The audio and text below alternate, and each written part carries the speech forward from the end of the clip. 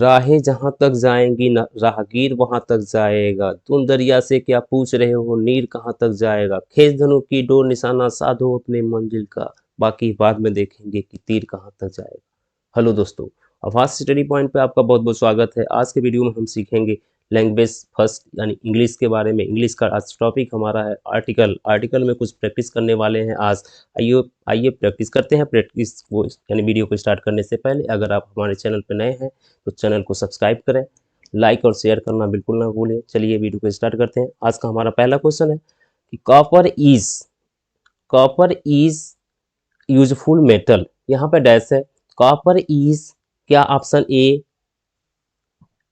या option B या option C या ऑप्शन डी, इन चार ऑप्शन में से कौन सा ऑप्शन हमारा बेस्ट होगा, करेक्ट होगा इस क्वेश्चन के लिए। कॉपर इज यूजफुल मेटल, तो हमारा जो राइट आंसर है वो है ऑप्शन ए, अर्थात यहाँ ए भरेंगे। Copper is a useful metal. आइए अगले क्वेश्चन की तरफ बढ़ते हैं और हमारा अगला क्वेश्चन है have you dash cigarette. Have you dash cigarette, क्या उसमें ए भरेंगे या एन भरेंगे या द भरेंगे या नो आर्टिकल। नो आर्टिकल का यहाँ हमारा मतलब है जीरो आर्टिकल से, अर्थात कोई भी आर्टिकल नहीं यूज होगा। तो क्या इसमें हम फिल करेंगे। पहला ऑप्शन है ए, दूसरा है एन, तीसरा ऑप्शन यानी सी द, इसमें क्या यूज करेंगे। तो यहाँ पर राइट आंसर होगा option A, have you a cigarette. Have you a secret. चलिए अगले क्वेश्चन की तरफ बढ़ते हैं और हमारा अगला क्वेश्चन है he is dash honest. He is dash honest, क्या ऑप्शन ए भरेंगे या ऑप्शन बी, सॉरी टाइपो हो गया, यहाँ पे एन भरेंगे या ऑप्शन सी द भरेंगे या ऑप्शन सी द भरेंगे या ऑप्शन डी नो आर्टिकल भरेंगे। तो इसमें क्या हम फिल करने वाले हैं। हमारा राइट आंसर है नो आर्टिकल। नो आर्टिकल अर्थात हम यहाँ पे कोई भी आर्टिकल यूज करने वाले नहीं हैं। क्यों। और ध्यान देने वाली बात यह है, हमारा जो ए या एन फिल करने के लिए जो कंडीशन है, अगर वो वावेल या कॉन्सोनेंट लेटर पे डिपेंड नहीं करता है, वो डिपेंड करता है हमारे साउंड पे। और अगर साउंड आ रहा अ, आ, छोटी ई, बड़ी ई, छोटा ऊ, बड़ा ऊ, ए, ओ, तो हो रहा था, लेकिन हम वहाँ पे ए फिल किए हैं। वो इसलिए फिल किए हैं क्योंकि यहाँ पे साउंड जो आ रहा है यू आ रहा है, यू का आ रहा है, इसलिए हम ए यूज कर रहे हैं, ना कि एन यूज किए हैं।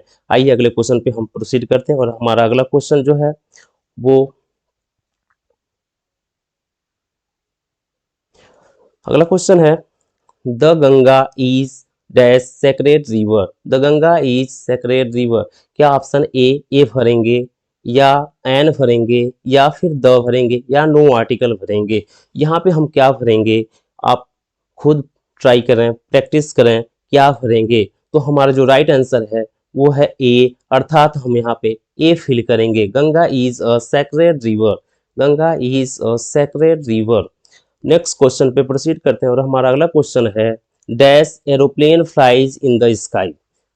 Aeroplane flies in the sky, आगे हम आर्टिकल को फिल करने वाले हैं। क्या हम आर्टिकल ए फिल करेंगे या एन फिल करेंगे या फिर डी फिल करेंगे या नो आर्टिकल हम फिल करने वाले हैं। और हमारा जो राइट आंसर है वो है एन फिल करने वाले हैं। यहाँ पे ध्यान देने वाली बात है एरोप्लेन आ रहा है यानी ए से शुरू हो रहा है एरोप्लेन, तो इसलिए हम यहाँ पे एन यूज करेंगे। नेक्स्ट क्वेश्चन पे प्रोसीड करते हैं और हमारा अगला क्वेश्चन है mister Vishwa Mohan Das is dash S P in C I S F. हम यहाँ पे क्या फिल करने वाले हैं, क्या हम ए फिल करेंगे, एन फिल करेंगे या फिर द या फिर नो आर्टिकल फिल करने वाले हैं।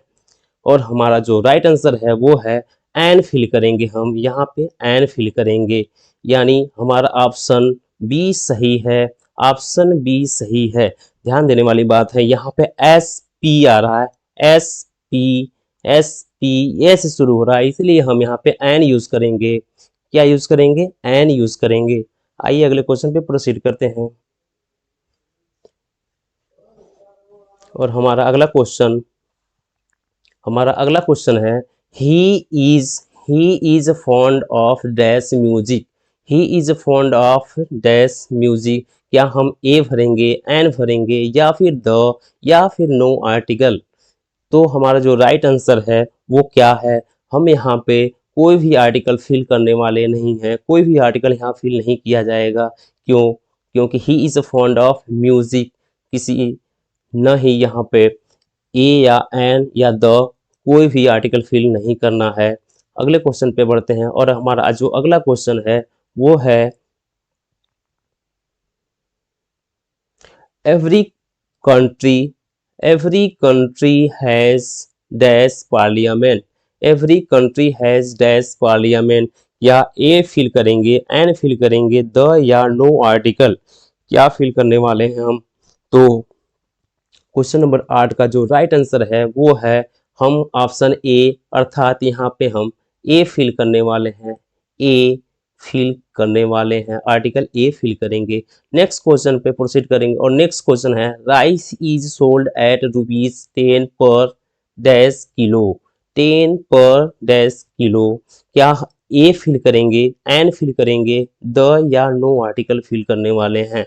तो क्वेश्चन नंबर 9 का आंसर हमारा होगा, क्वेश्चन नंबर 9 का आंसर होगा 10 रुपी पर 1 किलो, यानी हम यहाँ पे आर्टिकल ए फिल करने वाले हैं। आर्टिकल इज यानी option A is right answer, option A is the right answer for question 9। Next question, question number 10, 10 में है dash empty vessel sounds much, empty vessel sounds much, क्या हम article a fill करेंगे, N fill करेंगे, या the या no article fill करेंगे। यहाँ पे फिल क्या करने वाले हैं हम, तो क्वेश्चन नंबर 10 के लिए है यहाँ पे लिखेंगे यानी फिल करेंगे हम एन, क्योंकि यहाँ एम्प्टी ई से शुरू हो रहा है और साउंड हमारा एक आ रहा है एम्प्टी, एम्प्टी, इसलिए एन फिल करेंगे। So the right answer is option number B N.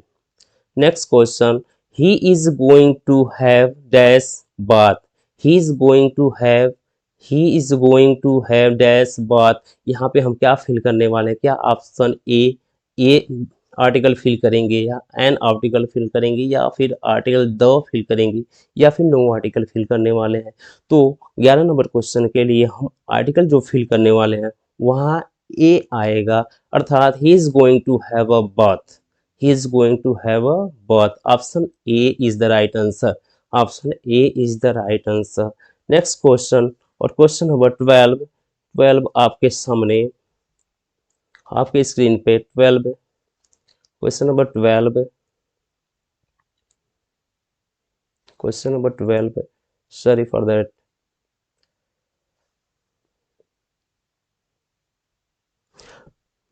Here is the question and question number 12, 12 number question में है dash honest man is liked by all, क्या ऑप्शन ए यानी आर्टिकल ए फिल करने वाले हैं, N fill करने वाले हैं, या द या फिर नो आर्टिकल फिल करेंगे। तो 12 के लिए जो आर्टिकल हम फिल करने वाले हैं वो है an honest, an honest man is liked by all, an honest man is liked by all. So the right answer is option B an fill करने वाले हैं। नेक्स्ट क्वेश्चन 13 नंबर का जो क्वेश्चन है वो है मैन इज डैश मॉर्टल, यहाँ पे हम क्या आर्टिकल फिल करने वाले हैं, तो यहाँ पे हम जो आर्टिकल फिल करने वाले हैं वो क्या है, तो ऑप्शन क्या ए फिल करेंगे, या एन फिल करेंगे, या फिर सी ऑप्शन जो द है वो फिल करने वाले, या फिर नो आर्टिकल।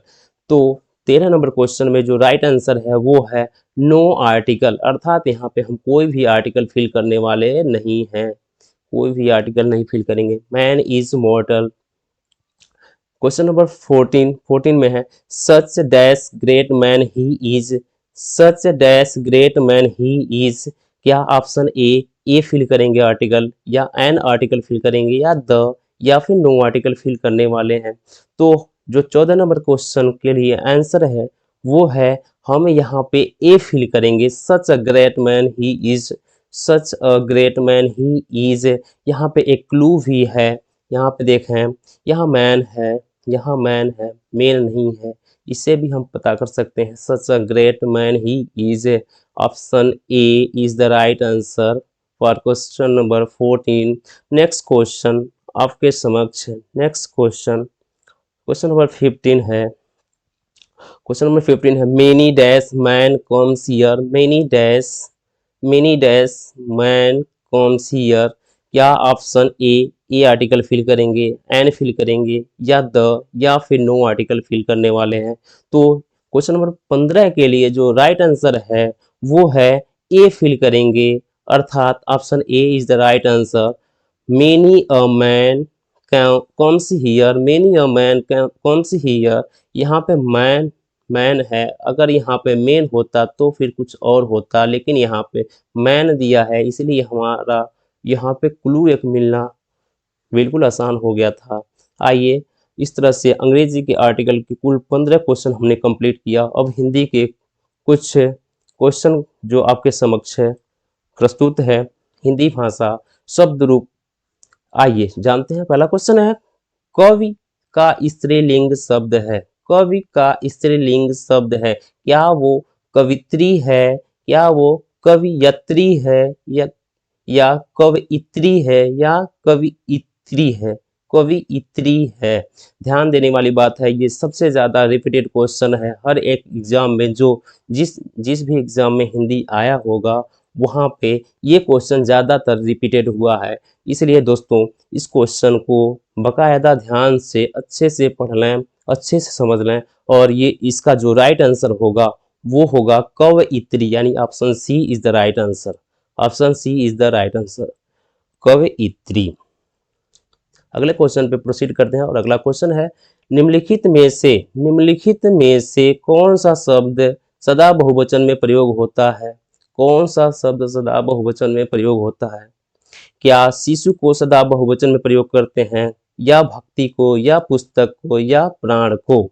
तो हमारा जो राइट आंसर है वो है ऑप्शन डी, प्राण सदा बहुवचन के रूप में यूज होता है। जैसे कि प्राण निकल गए, प्राण निकला नहीं, निकल गए, प्राण निकल गए। अगले क्वेश्चन पे प्रोसीड करते हैं, और हमारा जो अगला क्वेश्चन है, और क्वेश्चन से पहले कुछ नोट हैं।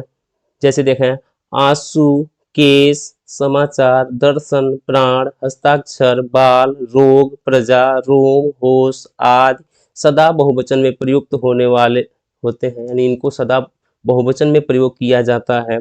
अगला क्वेश्चन हमारा है, निम्नलिखित शब्दों में कौन स्त्रीलिंग नहीं है। याद रहे दोस्तों, कौन स्त्रीलिंग नहीं है, यहाँ बात नहीं है कि पूछी जा रही है। क्या वह रोटी नहीं है, या पूरी नहीं है, या पानी, या नदी। इन चार ऑप्शन में से कौन सा ऑप्शन है जो स्त्रीलिंग नहीं है। तो याद रहे, कौन सा नहीं है, नहीं है मतलब पुल्लिंग है, यही बताना है। तो रोटी खाई जाती है, पूरी बनाई जाती है, याद रहे पूरी बनाई जाती है, लेकिन पानी पिया जाता है, पानी पिया जाता है, अर्थात option C is the right answer for this question. आगे बढ़ते हैं क्वेश्चन पे, और अगला क्वेश्चन, आगे क्वेश्चन पे बढ़ते हैं। हमारा अगला क्वेश्चन है, हमारा अगला जो क्वेश्चन है वो है, लिंग की दृष्टि से, लिंग की दृष्टि से दही क्या है, लिंग की दृष्टि से दही क्या है। क्या स्त्रीलिंग है, पुल्लिंग है, नपुंसक लिंग है, या उभय लिंग है। लिंग की दृष्टि से जो दही हमारा है वो क्या है, और हमारा जो आंसर है वो है पुल्लिंग है, अर्थात दही शब्द पुल्लिंग है। अगले क्वेश्चन पे बढ़ते हैं, और अगला क्वेश्चन आपके सामने इस तरह है, राष्ट्र का भाववाचक संज्ञा है, राष्ट्र का भाववाचक संज्ञा है। क्या राष्ट्रीय है, राष्ट्रीय है, सौराष्ट्र है, या राष्ट्रीयता है। तो राष्ट्र का भाववाचक संज्ञा क्या है। तो हमारा जो राइट आंसर है वो है राष्ट्रीयता, राष्ट्रीयता।